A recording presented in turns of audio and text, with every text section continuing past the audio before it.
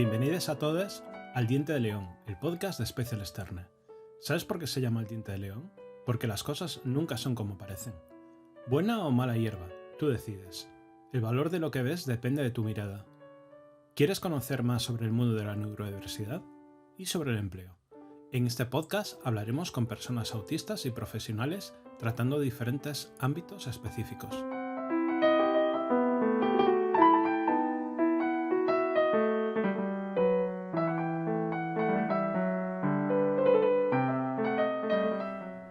Muy buen día a todas las personas que nos están escuchando. Quien les habla es Joan Boter, apasionado del arte y amante de las ondas. Hoy iniciamos esta iniciativa con un podcast dedicado al activismo que llevan a cabo personas autistas. En este caso, tenemos como invitadas a Marisa Martínez y a Montse Pizarro. Marisa es ilustradora de profesión desde hace más de 10 años y ha trabajado en empresas de videojuegos, de juguetes, editoriales. Es activista desde su diagnóstico en el año 2020 y su pasión por los gatos le ha hecho ponerse el sobrenombre de la Michi autista, que es como se la conoce en las redes sociales. Por su parte, Montse Pizarro es periodista de profesión, ha estado trabajando varios años en departamentos de comunicación y es escritora, a punto de publicar su primer libro que se llama A nadie le gusta besar un cadáver. Ella es activista desde que inició su colaboración con Ubertament, que es una asociación que lucha contra el estigma en temas de salud mental. Marisa y Montse, muy buenos días. Buenos días. Buenos días. ¿Qué tal? ¿Todo bien? Sí, todo bien. Vamos a romper un poco el hielo después de hechas las presentaciones. Y para empezar, ¿me podríais decir cómo se inició el movimiento de la neurodiversidad en el mundo y concretamente en este país, cómo se desarrolló? Pues se inició en Estados Unidos en los años 90. Jim Sinclair y otras personas autistas fueron a una conferencia de autismo y a partir de ahí pues iniciaron una asociación de personas autistas para hablar de testimonios en primera persona. Y su visión era que el autismo no es una enfermedad, es otro tipo de estilo de procesamiento, y se enfrentaron a esa visión trágica del autismo que hasta entonces pues, todo el mundo compartía, ¿no? Y paralelamente, en los 90 también, Judy Singer, que es una socióloga australiana autista, fue la primera que habló del término de neurodiversidad. Y esta palabra apareció por primera vez en 1998 en un texto. Y ella también pues, promovía que tendría que haber igualdad en las minorías neurológicas, refiriéndose al autismo, al TDAH y a problemas de aprendizaje, y que las variaciones en el cerebro son algo valioso y no un déficit o algo que haya que erradicar.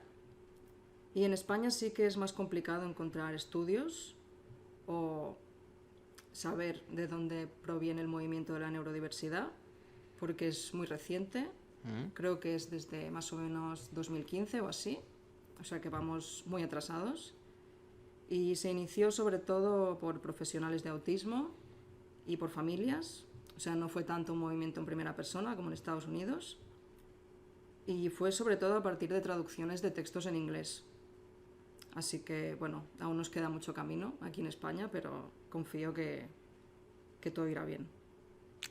Es muy interesante lo que has dicho, sobre todo un poco de quitarle esa aura trágica, todo el tema del autismo, y enfocarlo exactamente por lo que es. Por eso la siguiente pregunta es, ¿qué es para vosotras el autismo?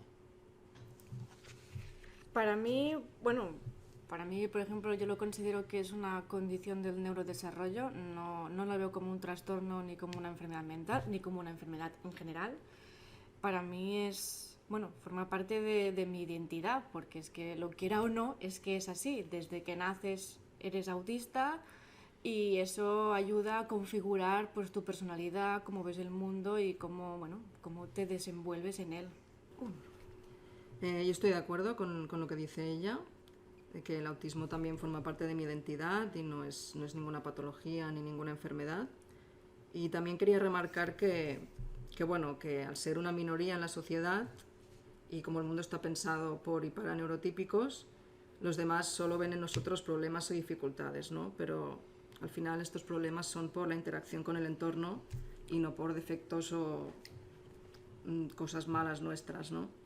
Y yo creo que al final es una forma igual de válida que cualquier otra de ver el mundo, ni mejor ni peor. Y es por eso, de esas dificultades y todo esto, que quizás sea uno de los motivos que os ha motivado para ser activistas. Sí, bueno, yo desde que tuve el diagnóstico he visto mucho estigma, mucha desinformación y mucha discriminación, ¿no? He visto cosas como dietas para curarnos, algunos cuidadores, no digo que sean todos ni muchísimo menos, pero que se refieren a sus hijos como una tragedia o que no querrían que sus hijos tuvieran autismo, ¿no? Análisis genéticos para conseguir eliminar el autismo antes del nacimiento, ¿no? Y para mí era muy sorprendente porque para mí el autismo nunca ha sido un problema, ¿no? Desde que tuve el diagnóstico, pues eso me permitió conocerme más a mí misma y liberarme de alguna manera. Y el problema para mí eran más las consecuencias de no haber tenido ese diagnóstico antes, como la ansiedad, la depresión, la fobia social y muchos otros problemas de no conocer qué me pasaba, ¿no? Entonces, desde el activismo, yo lo que quería era cambiar ese foco, que dejaran de intentar cambiarnos y eliminar nuestros rasgos que se ven como defectos y poner el foco realmente en conseguir una convivencia sana, en tener igualdad de oportunidades y más recursos públicos para convivir de verdad entre todos. Marisa. En mi caso, bueno, comparto una parte con Monse, pero inicialmente es cierto que cuando yo decidí hacer vídeos en TikTok también fue porque cuando yo no sabía que era autista, pero sí que notaba ya que estaba pasando alguna cosa, bueno, porque estallé en 2020, como muchos, y entonces yo me refugié mucho y me informé un montón en activistas, pero de habla no hispana, ¿no? Porque hay muchísima documentación en inglés y no hay tanta en español. Y entonces cuando dieron el diagnóstico yo lo estuve pensando y dije, yo quiero hacer lo mismo que han hecho estas personas por mí, quiero como devolver el favor al mundo y quiero promover en habla hispana, ¿no? Pues la divulgación sobre el autismo para ayudar y dar voz a estas personas. Y luego como Monse me encontré en todo el estigma que hay, todo el problema que tenemos, ¿no? Cómo nos ven, cómo nos tratan, y entonces ya también lo he evolucionado a intentar como educar y concienciar a las personas, porque para mí la mejor lucha contra la ignorancia pues es el conocimiento. La pedagogía, sí. ¿Pertenecéis a algún tipo de asociación? Pertenezco a la Asociación Asperger de Cataluña, que es la asociación donde me hicieron las pruebas y donde tuve el diagnóstico y donde hago también las sesiones con mi psicóloga, y también colaboro de vez en cuando con Apranem.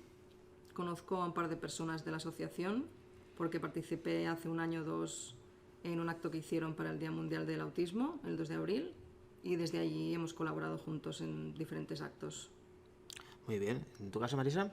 Yo también pertenezco a la misma asociación que Monse. Ah, mira. Porque me dieron el diagnóstico allí también, mi psicóloga también está allí, y la verdad es que, bueno, con ellos se dejan engatusar por todas las ideas que tengo, me suelen hacer caso, lo cual estoy muy contenta. Y también, bueno, también a veces hago, bueno, sobre todo mi propio activismo en mis redes sociales, y si alguien me reclama para que haga cosas, pues también me apunto, como la semana pasada con Autismo Baleares, así que voy variando. Muy bien. Hablando del tema de activismo, para todos quienes nos estén escuchando, para todas aquellas personas que nos estén escuchando y digan, yo quiero defender mis derechos, ¿qué diréis a otras personas con autismo para que se hicieran activistas? Pues, a ver, si yo me tomo la pregunta así estrictamente, yo lo que sé que haría es no les forzaría al activismo a alguien que es autista y no sabe qué hacer, porque eso pasa muchas veces. Sí. Me quiero abrir un canal, Michin, pero yo no sé si quiero hacer activismo y hablar de nuestros derechos y tal, pues no pasa nada, como si cuelgas dibujos, no hay ningún problema. Es decir, luego si tú realmente sí que dices, mira, sí que me gustaría, sí que quiero hacerlo, a ver, pues yo lo que diré es que es un camino que es gratificante, pero es duro. Porque ser una imagen pública que representa a una comunidad, ni que sea una pequeña parte de la comunidad, a veces se hace complicado y a veces es estresante, es difícil. Y como personas neurodivergentes que ya tenemos nuestras cosas, pues se nos puede hacer un poco más difícil, pero es gratificante. Supongo que, claro, además hay mucha toxicidad en internet. Sí. En Twitter, sobre todo. Hay cosas bonitas también, pero... Hay cosas bonitas, pero luego hay... Por favor, no seáis tóxicos en este podcast, gracias. ¿En tu caso, Monse? Sí, yo opino igual que ella, ¿no? Que no hay que forzar a nadie, que si hay gente que se quiere animar, pues que hagan hasta donde puedan, que no se sientan culpables por no poder abarcarlo todo, porque es eso, suficiente tenemos ya con todo, con lo que tenemos que luchar día a día. Pero yo creo que sí que es necesario que haya otras voces en primera persona que cuenten sus deseos, sus necesidades, su forma de ver la vida, para representar de alguna manera todo el espectro del autismo, ¿no? Que no hablen siempre las mismas personas o desde el mismo punto de vista, sino que realmente animar desde aquí, si hay alguien que nos escucha, a que es necesario ver diferentes puntos de vista, ¿no? Y yo entiendo que es complicado, ¿no? Que hay gente que ni siquiera puede decir que tiene autismo o quiere decirlo porque han sufrido bullying o porque esa palabra al final tiene mucho estigma y mucha connotación negativa aún. Pero yo les diría desde aquí que todo esto no es culpa de ser autistas, sino que es culpa de una sociedad capacitista que excluye al que es diferente, ¿no? Y tenemos que coger esa palabra y darle otro significado y poder empoderarnos a partir de ahí. ¿Cuál sería vuestro objetivo principal? El tema del activista, ¿eh? O sea, cada uno tiene sus cosas. Pues a ver, en mi caso, cuando estoy colaborando con la Asociación de Asperger, lo que yo estoy intentando es que haya más eventos en primera persona, más jornadas en primera persona. Yo sé que ellos hacen también una gran labor porque, por ejemplo, tienen grupo de adolescentes, tienen grupo de mujeres, tienen grupo de familias que acompañan a familiares con reciente diagnóstico, lo cual me parece fabuloso porque ahora hay hasta listas de espera para obtener el diagnóstico. Y entiendo que un acompañamiento por gente que ya lo está viviendo también ayuda y también aprenden herramientas. Y en mi parte, pues bueno, mi objetivo es eso, concienciar a la sociedad, educarla, ¿no? Un poco, educarla no en un sentido negativo, sino en el sentido de que yo quiero darles las herramientas y el vocabulario y el aprendizaje, ¿no? Ni que sea el mínimo básico suficiente para que sientan curiosidad por saber más y por querer aprender y ver la realidad del autismo, bueno, la que existe, no la que el estereotipo, ¿no? marca. ¿Monse? Pues hay muchos objetivos, la verdad, pero yo te diría que el principal es conseguir una convivencia respetuosa entre todos y no tanto un término que está muy de moda, que es la inclusión. A mí esa palabra me parece un poco fea, un poco paternalista, ¿no? Porque es paternalismo, como, ¿no? Sí, porque es como nosotros, las personas normales, te concedemos... Ya. Te incluimos en nuestro grupo, ¿no? Es una palabra que no lo sé, que es como que está dicha desde el privilegio, ¿no? De yo pertenezco a una normalidad que pone las reglas y que dice cómo tienen que ser las cosas, y si te portas bien y haces lo que nosotros te decimos, pues tú también puedes pertenecer a este grupo, ¿no? Es como ellos ponen las reglas y nosotros las acatamos o directamente nos excluyen, ¿no? Entonces yo prefiero hablar de convivencia que de inclusión. Convivencia, inclusión. Cuidaos con este concepto porque creo que has tocado un tema bastante interesante, porque sí, normalmente hablamos de la inclusión y hoy en día sobre todo hay que vigilar muchas veces los términos que se usan, porque a veces pensamos que estamos utilizando términos correctos y muchas veces esos términos tienen una connotación que no es correcta, porque como dices tú, se habla a través de una visión de privilegio. ¿Qué tipo de acciones lleváis a cabo? Pues desde la Asociación de Asperger yo siempre intento participar en vídeos, en actos y en campañas que organizan para visibilizar el autismo en primera persona, luchar contra el estigma y básicamente normalizar el autismo y hacer que sea más conocido en la sociedad. Y con Apranem hemos hecho hace poco un curso de accesibilidad cognitiva para intentar adaptar diferentes espacios, tanto sensorialmente como cognitivamente, y hacer que sean más agradables y más accesibles para todo tipo de personas neurodivergentes. Y creo que es algo muy innovador, que se conoce poco, sobre todo el tema de accesibilidad cognitiva. ¿A qué te refieres con accesibilidad cognitiva? Pues yo creo que es muy conocida la accesibilidad física, ¿no? De barreras físicas para personas con problemas de movilidad, e incluso la accesibilidad sensorial, que son temas ruidos, olores muy fuertes y cosas así. Y la accesibilidad cognitiva serían todas las barreras así un poco más abstractas, ¿no? Que muchas personas autistas se enfrentan en su día a día, como trámites burocráticos, no saber orientarse bien por diferentes espacios, temas de disfunción ejecutiva, de planificación. Y son cosas que nadie tiene en cuenta, anticipación, por ejemplo, que es algo muy importante. Y ahora se está empezando a poner sobre la mesa y a intentar adaptar estos espacios también a nivel cognitivo. Marisa. Me ha parecido súper interesante, ¿eh? Pues escucha el podcast, escúchalo. Pues en mi caso, como os he dicho, intento desde la Asociación de Asperger, que es donde, bueno, entre comillas, puedo tener más influencia porque tengo más confianza con las personas de la asociación y todo eso, para continuar eso, promoviendo que se realicen eventos en primera persona, aparte de todas las actividades que ellos hacen, que las considero chulísimas y que están súper bien para ¿sabes? Para que puedan las personas autistas pues puedan sentirse bien, puedan aprender, avanzar y tal, ¿no? Pero como era una asociación, bueno, creada por familiares, pues es normal que durante años pues el protagonismo siempre haya sido con familiares que hablan de sus familiares autistas. Y entonces, desde el año pasado, desde que hicimos el evento de concienciación del Día del Autismo, ¿no? Pues el 2 de abril, pues entonces mi feedback fue, me han parecido muy bien estas jornadas, pero la mayor parte del rato el protagonismo lo tenían siempre familiares, especialistas, ¿no?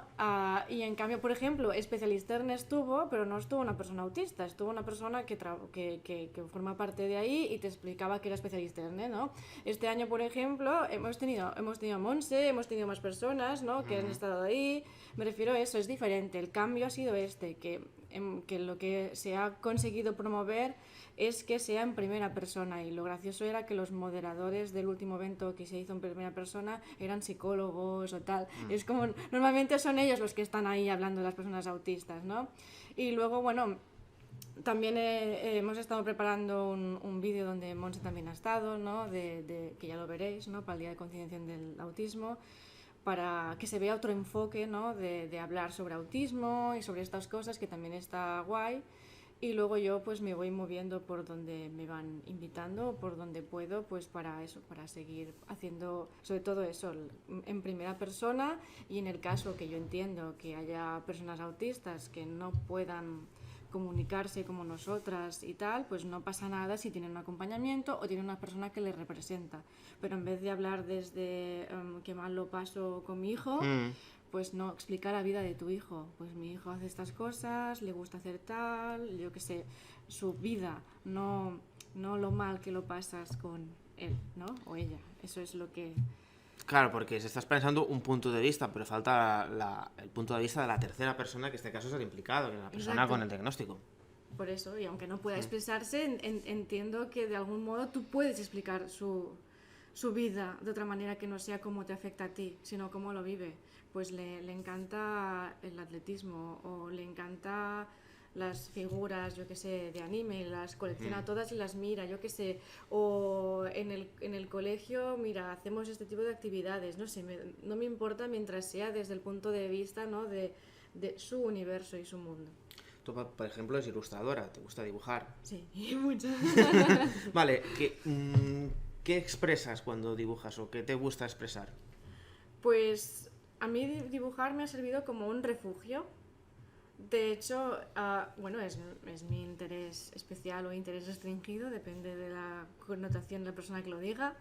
Y me sirvió de pequeña para aislarme del mundo, para aislarme de cualquier tipo de problema, y además me sirvió como pasión, ¿no? Pues que transmito de todo. De hecho, yo siempre estoy dibujando. Bueno, ahora mismo estoy con una goma de pelo, pero si no estaría con un boli aquí dibujando personajes que no tienen nombre ni sé quiénes son. Supongo que transmiten, no sé, sentimientos o cosas o lo que sea.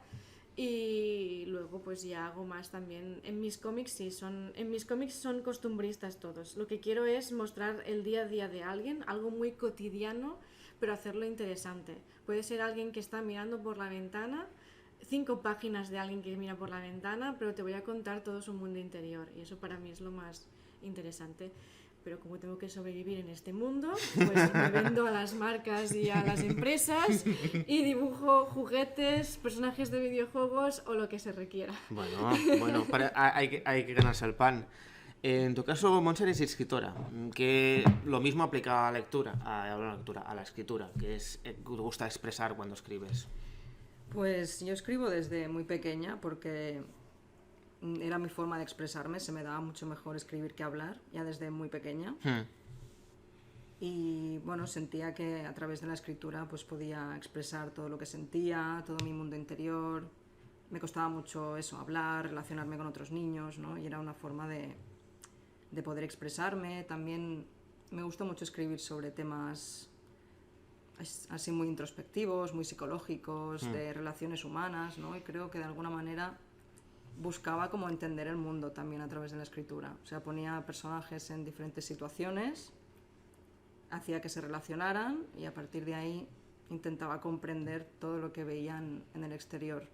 Es como un campo de pruebas del mundo real, ¿no? El mundo Sí. de la imaginación para ahora poder aplicarlo ahora del mundo real, el mundo que conocemos, ¿no? Sí, y además, bueno, pensaba y pienso que se me daba bien, así que era también un motivo más para seguir practicando y para, bueno, aferrarme a ello y poder dedicarme a eso algún día, claro. Pues sí. ¿Disponéis de... Bueno, iba a decir que no disponéis de medios, pero me ha saltado la pregunta. ¿Creéis que la visión sobre el autismo ha ido evolucionando? Sí, a ver, creo que ahora estamos en una época, en un tiempo en el cual creo que la gente está un poco más abierta a entender diferentes tipos de, un espectro, que es el autismo, ¿no? No aquello que han visto por medios y por televisión, películas y series, pero también creo que hay mucho trabajo por hacer aún. Veo un cambio de mente, poco a poco, pero también creo que, queda que trabajar. Vale, pregunta rápida que me ha venido con respecto a lo que has dicho. ¿A cómo crees que ha ayudado a la visión global de la gente personajes como Sheldon Cooper? ¡Uy! Ese es el tema. El tema, pues ya está, lo sacamos, ya está. Es el tema. A ver, es que luego vas a pensar que soy, como dicen los neurotípicos, abogada del diablo, ¿no? Que defiendo lo que no se debería defender. Por una parte, creo que es un personaje tan arquetipo, tan de estereotipo, exagerado, que no solamente, claro, él lo diseñaron como síndrome de Asperger.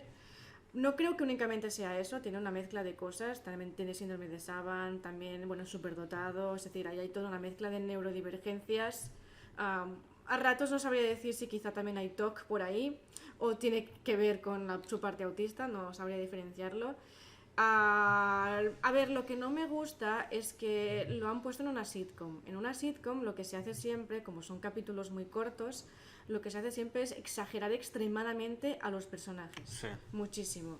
Entonces, al exagerarlos tantos, normalmente lo han utilizado como una excusa para burla, no es como un aprendizaje. Hay algún capítulo que sí que es un aprendizaje, donde Sheldon ves que, porque yo seguí la serie, porque claro, es de científicos a mí, pues eso, y frikis, entonces es perfecto para mí, era perfecto para mí, aunque a veces, no me gustaba del todo según qué temas que hablan y cosas, pero la acabé siguiendo, y a veces sí que hay una parte de pensar, de conciencia y tal, pero no es la general, no es en general. Creo que este personaje en otro tipo de serie a lo mejor le hubieran sacado un rendimiento más positivo de visión sobre el autismo. En una dramedia, por ejemplo. Quizá tendría partes de comedia, partes de drama. Sí, o en otro tipo de serie donde no haya que exagerar tanto al personaje. No es la mejor representación del autismo, precisamente porque lo exageran muchísimo. Me da igual que hayan estado asesorados o no por personas, seguro que por Autism Speaks, no me convence, al igual que no me convence Atypical, que Atypical sí que os digo que ha estado asesorado por Autism Speaks. No me acaba de convencer tampoco, porque aunque sí, la parte sí que me gusta es que se ve el día a día de una familia que creo que es neurodivergente, porque para mí la hermana y la madre también son neurodivergentes. Spoiler. Digan lo que digan, no lo dicen nunca explícitamente, pero para mí la sensación es que sí. Esa parte sí me gusta en cuanto a que ves más en general cómo toda la familia vive. Es como una serie de familiar, pero el protagonista otra vez, pues cis-hetero, y que, en fin, que también exagerado un poco. Y sí, Sheldon Cooper ni tampoco el de Atypical, Sam, tampoco representa. Y si nos ponemos así, Sean de The Good Doctor tampoco. Vale. Aunque a mí me encantan las series de médicos y la serie en general me gusta, pero no me gusta cómo lo enfocan a él. Bueno, como veis, esto daría para un podcast de ficción de neurodiversidad. Pero bueno, para sacar un poco el tema, no sé si tienes que algo añadir respecto a ese tema. Muchísimas cosas. O sea, la representación es el tema, vale. Para que estén escuchando, los responsables, que tenemos que hacer un tema sobre la ficción televisiva o de películas respecto a la divergencia.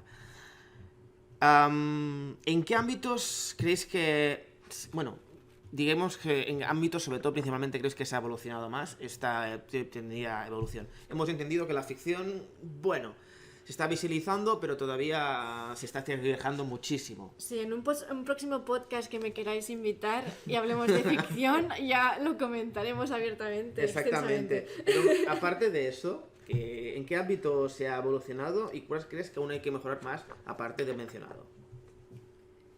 Yo creo también, como Marisa, que se ha mejorado un poco en esta visión del autismo como un espectro, aunque aún hay muchísimo camino por recorrer, en comprender el concepto de neurodiversidad y darle la importancia que se merece.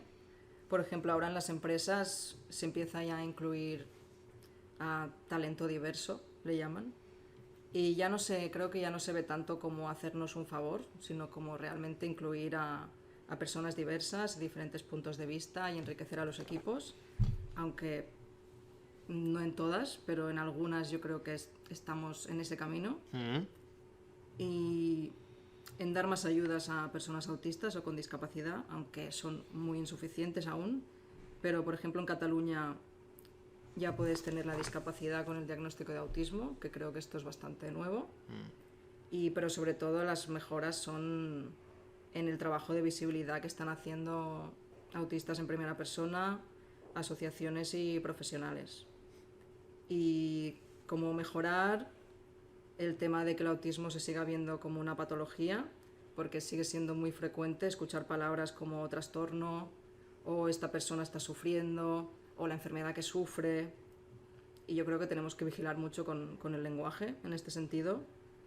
También deberíamos potenciar un entendimiento mejor entre cuidadores y personas autistas en primera persona, porque a veces, si hablamos de necesidades de apoyo, a veces hay algún malentendido o alguna... ¿Qué es el malentendido? ¿Cuál es? Es un temazo este también. Otro tema. Es un temazo. Es otro podcast. Vale, también. muy bien. Somos una franquicia que extendemos diversas... Así, muy resumido. Es muy resumido, sí. Muy a grandes rasgos. Sí. Hay cuidadores que tienen hijos autistas con necesidades de apoyo elevadas e insinúan de alguna manera que las personas, entre comillas, con Asperger o con un autismo más leve, con comillas también, no somos autistas de verdad o no sabemos lo que es el autismo, que ellos sufren mucho y lo pasan muy mal, suelen tener esta visión más trágica, patologizante del autismo. Entonces, por la otra parte, las personas autistas en primera persona pues se enfadan porque no quieren que se dé esta visión del autismo como algo malo, como una tragedia. Entonces aquí hay un conflicto. Yo creo que tenemos que entender todos que hay un enemigo común, que son las reglas capacitistas de esta sociedad, que tenemos que mirar hacia afuera Sí. no pelearnos entre nosotros y luchar todos juntos para mejorar los recursos públicos y que tengamos la atención que nos merecemos. Sí, es lo que pasa en muchos activismos, que obviamente hay un objetivo común, hay disparidad de opiniones, pero el tema es que esas opiniones no sean enfrentadas, porque han que ir todos a una. Es muy interesante lo que dices, Marisa. Sí, mira, justo es una cosa de las que quería hablar, la de que en el fondo tenemos que intentar ir todos a una por el mismo camino, porque es que yo lo que quería comentar, aunque ahora quisiera hablar de una parte de semántica, justo iba a decir que para mí el lenguaje es súper importante que aprendamos cuál es el lenguaje que se tiene que utilizar, porque claro, a veces arrastramos, ¿no?, un lenguaje patologizante, un lenguaje, bueno, pues que tiene un estigma negativo, porque así lo hemos aprendido y no nos paramos a pensar que quizá así no debería decirse, ¿no? Como cuando en vez de decir el bazar dices que voy al chino. Pues no está bien decir que vas al chino, ¿vale? En realidad deberías decir voy al bazar. Uh-huh. Pero entiendo que a veces se te escapa porque es lo que has aprendido siempre, como decir voy al paqui, ¿vale? Lo has aprendido siempre de esta manera, pero está bien que de vez en cuando nos paremos y digamos, vale, pues quizás, vale, hoy voy a intentar decirlo distinto. Pasa lo mismo cuando dices persona autista o persona con autismo, o que si Asperger, no Asperger, el vecino, lo que sea. Sí. Sí, a mí si me preguntas te diré que síndrome de Asperger está dentro del espectro autista y que ya podemos considerarlo espectro autista. Pero estas discusiones, esta inversión de tiempo que hace la gente, me refiero a cuando hay estas batallas tan intensas de días y días peleándose entre ellos, de no puedes decir esto, vale, está bien, pero podemos invertir parte de estas energías, ¿no?, en lo que decía, en reivindicar pues nuestros derechos, nuestras necesidades, ¿no?, en todo este tipo de cosas, y invertir una pequeña parte del tiempo en utilizar el lenguaje y el simbolismo pues que pertoca con el que se siente actualmente, ¿no?, la comunidad autista identificada. Y entonces, lo que sí que quería hacer el inciso era que cuando ahora las empresas, esto viene también de la habla inglesa, utilizan el término neurodiverse o neurodiverso, ¿vale? Técnicamente, es decir, semánticamente está mal utilizado, porque neurodiversidad es un término paraguas que recoge las personas neurotípicas y las personas neurodivergentes. Si tú lo que estás intentando, o la empresa, si tú lo que estás intentando comunicar es que tienes en cuenta a las personas que no tienen un neurodesarrollo poco habitual o atípico, es decir, que en la campana de Gauss, ¿sabéis? Esta que es una línea recta, que luego hace como si fuera una chepa de un camello y luego se vuelve a bajar, ¿vale? La mayoría de personas está en esta campanita, en este dibujo, en esta chepa. Y entonces en los extremos está lo que menos se encuentra, ¿vale? Pues entonces las personas neurotípicas son lo que forman parte de esta campana, ahí en el centro. Y todo lo que está en los extremos serían los neurodivergentes. Entonces, no puedes decir neurodiverso, tienes que decir neurodivergente. Neurodiverso, es decir, neurodiverso, porque yo lo he visto en algunos... lo he visto en algunos momentos de... ¿cómo se dice? En recursos humanos, cuando te hacen preguntas, te dicen, ¿tú te consideras neurodiverso? Sí, yo y todo el mundo.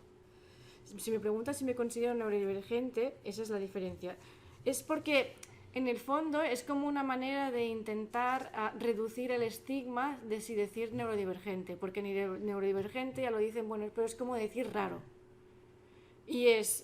Pero no pasa nada, es decir, di neurodivergente. Si te refieres a neurodiversidad, me estás diciendo, vale, entonces dime, sí, tengo en cuenta personas neurotípicas y personas neurodivergentes, pero es que os digo de verdad que se está haciendo un mal uso, porque cuando te dicen, tú eres neurodiverso, y te pone TDAH, dislexia, veis que no. Engloban todo en un mismo saco. Sí, y es neurodiverso para ellos se refiere a neurodivergente. Si lo miras en el diccionario en inglés, neurodiverso es verdad que se refiere a cuando hablamos de la diversidad en el mundo.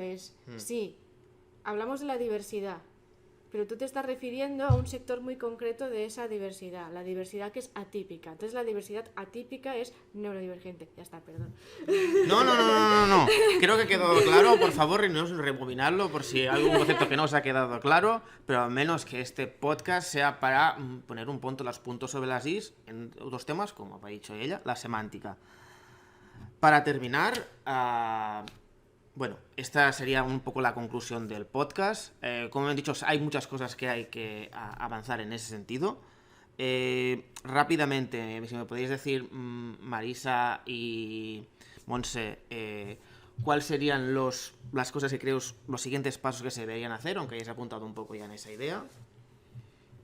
Pues yo creo que ahora con todos los actos y las campañas que se están llevando a cabo, creo que se está intentando dar voz a autistas en primera persona, porque antes, como decía Marisa, era muy común encontrarte una conferencia sobre autismo sin personas autistas. Sí. Y esto es algo que en otros temas, otros ámbitos no ocurre. Ujú. Hay psicólogos, educadores y profesionales, pero ninguno era autista.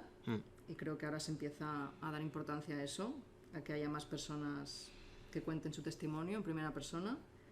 En seguir derribando estereotipos y estigmas sobre personas autistas, como por ejemplo que no tenemos empatía, que esto sigue ahí, pero Sí. estamos intentando cambiarlo, que no podemos mantener un trabajo, que no podemos tener relaciones de pareja o de amistad. Sobre todo también intentar tener más recursos públicos destinados al autismo, tanto para terapias como para tener una educación más personalizada y más respetuosa con las neurodivergencias, porque esto no ha salido, pero es muy grave. Y es que hay muchas personas autistas sin trabajo, sin dinero, sin forma de acceder al circuito laboral, sin recursos para pedir recursos. O sea, como Sí. que realmente no pueden, no saben enfrentarse al mundo burocrático ellos solos, porque Ya. realmente es terrible, ¿no? Y Sí. no puedes pasarte semanas, meses peleándote para conseguir la discapacidad o una paguita, entre comillas, que es lo que se habla últimamente, ¿no? Y quizá todo ese desgaste mental solo te sirve para tener una reducción de 2 euros en el metro, ¿sabes? O sea, es como que Ya. no sale a cuenta.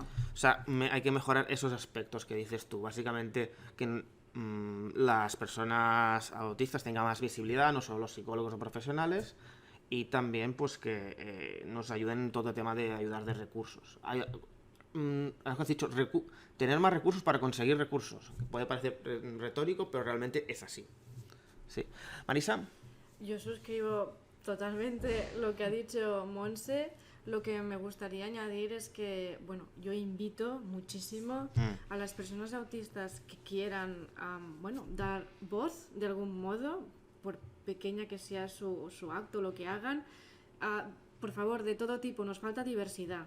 Al final acabamos siendo el mismo perfil de persona autista quien acaba, o muy parecido, ¿no? Quien acaba haciendo activismo. También lo entiendo por el tipo de tendencia. Por ejemplo, suelen haber más mujeres o personas socializadas como mujer que dan voz, que son activistas, que se apuntan a jornadas, que hacen cosas y tal.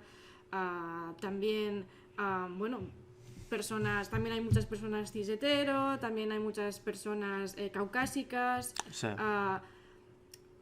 Porque, yo soy mujer, pero es verdad que estoy desde el privilegio de ser una persona de cisgénero, también estoy en el privilegio de que soy caucásica, y entiendo que, aunque yo sufro de estigma y sufro de discriminación, hay unas partes que yo no las sufro, otras personas sí, y sé que tienen miedo, y sé que, les da cosa también, pero yo invito que, quien sienta la fuerza, el sentimiento, las ganas, pueden también escribirnos en internet. Solemos contestar, aunque a veces tardas un poco más o lo que sea. Yo les animo también porque nos hace falta diversidad. Pues bueno, hasta aquí sería un poco esta primera entrevista de universidad de Specialister. Antes de terminar, en un minuto rápido, un tema aparte. Hemos mencionado tu primer libro. ¿Qué nos puedes contar de él? Pues es un libro que empecé hace 5 años ya, en el máster de creación literaria, y lo abandoné un poco porque empecé a trabajar y no podía hacer tantas cosas a la vez. Y es un libro que habla de muchas cosas, habla de salud mental, sobre todo. Los personajes están afectados de diferentes problemas de salud mental, tienen relaciones un poco complicadas entre ellos. Y también hablo de otros temas que me interesan mucho, como la identidad sexual, la orientación de género, y todo ello pues a través bueno, de las situaciones que viven, de noches de fiesta, bueno, los pongo en diferentes situaciones Sí. y quiero, como he dicho antes, ver cómo reaccionan Como lo hemos hablado antes, sí. y crear personajes realmente, yo creo que interesantes y que pueden aportar mucho y la gente se puede sentir identificada con ellos, creo. Lo que también esperemos que aporte es la entrevista de este podcast, y la verdad es que ha sido un auténtico placer teneros a las dos para esta primera entrevista de podcast de Special Esther. Y a todos os deseamos sin duda muy buen día y les saluda Joan Moter, amante de las ondas. Muchas gracias.